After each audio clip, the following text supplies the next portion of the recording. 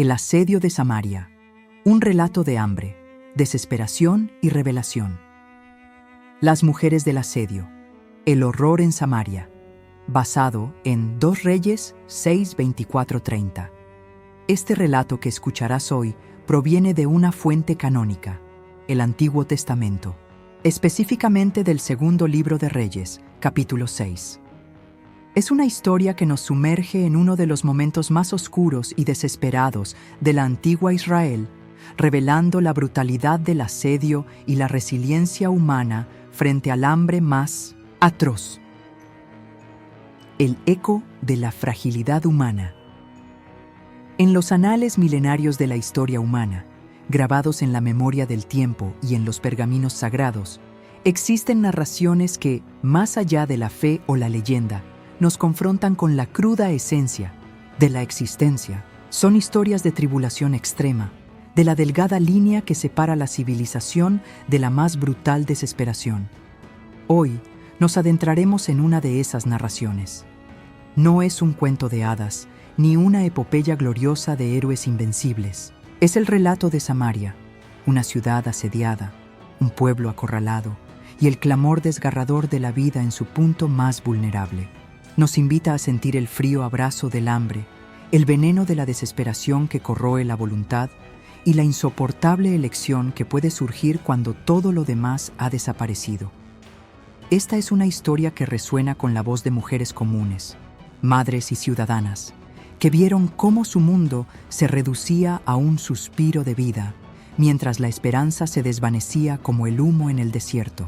A través de su experiencia, atroz y difícil de digerir, seremos testigos de la increíble resistencia del espíritu humano y de cómo, incluso en la penumbra más profunda, la fe y la profecía pueden abrir una ventana inesperada a la luz, la sombra del hambre y el grito de una madre.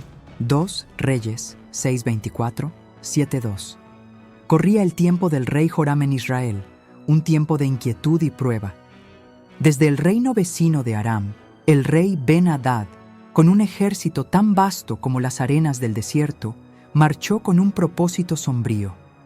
No una batalla a campo abierto, sino el asedio de Samaria. La capital de Israel se convirtió en una prisión de piedra. Las murallas se alzaban imponentes, sí, pero estaban selladas.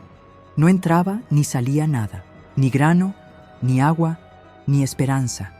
Los días se convirtieron en semanas, las semanas en meses. El sol implacable de la región caía sobre la ciudad, y bajo su calor sofocante, el aire se volvía pesado con el aliento de la desesperación. Al principio, el hambre era un murmullo, un quejido silencioso, pero pronto se transformó en un aullido constante en el estómago de cada hombre, mujer y niño. La comida se volvió una obsesión y su valor una locura. Los mercados, antes vibrantes con el aroma de especias y pan recién hecho, ahora solo ofrecían lo impensable. Una cabeza de asno, animal considerado impuro y detestable para el consumo, se vendía por 80 siclos de plata, una fortuna. Y lo que es aún más grotesco, un cuarto de excremento de paloma, sí, estiércol, se transaba por 5 siclos de plata. La gente se arrastraba, fantasmas andantes, sus ojos hundidos, reflejando el infierno interior. La civilización se desmoronaba migaja a migaja. Un día, el rey Joram, con su manto real deshilachado y la arpillera áspera que cubría su piel como señal de su luto y desesperación, caminaba sobre la imponente muralla. Era una sombra de su antiguo esplendor. Mientras miraba la ciudad agonizante, una voz, fina y quebrada por la debilidad y el tormento, lo llamó desde abajo: «Ayúdame, mi rey y señor».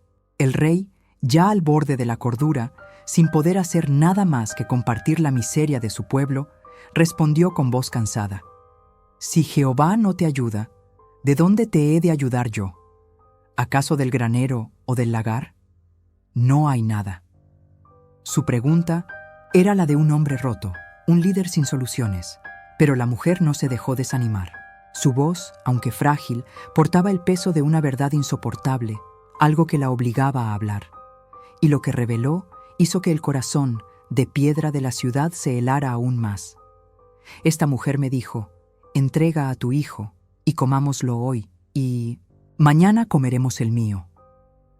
Al escuchar estas palabras, el rey Joram no pudo contenerse. Rasgó sus vestiduras, y el sonido del desgarro resonó en el silencio cargado de la muralla. No era solo el horror del hambre, sino la abominación que la necesidad había forzado.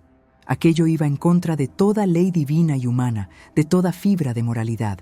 Pero en las entrañas del asedio, la moral había muerto mucho antes que las personas.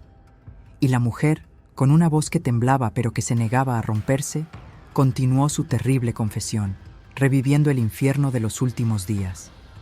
Y cocimos a mi hijo, y lo comimos. Al día siguiente le dije: entrega a tu hijo para que lo comamos, pero ella lo ha escondido. El horror flotaba en el aire, denso y palpable. Las palabras se convirtieron en una pesadilla hecha realidad. La ciudad estaba en el abismo más profundo, donde los lazos de la maternidad, los más sagrados de todos, se habían retorcido y roto por la fuerza bruta de la inanición. El rey, consumido por la rabia y el absoluto desamparo, juró una venganza ciega. Culpó a Eliseo, el profeta de Dios, por la calamidad, creyendo que esta era una maldición divina que el profeta no había logrado levantar.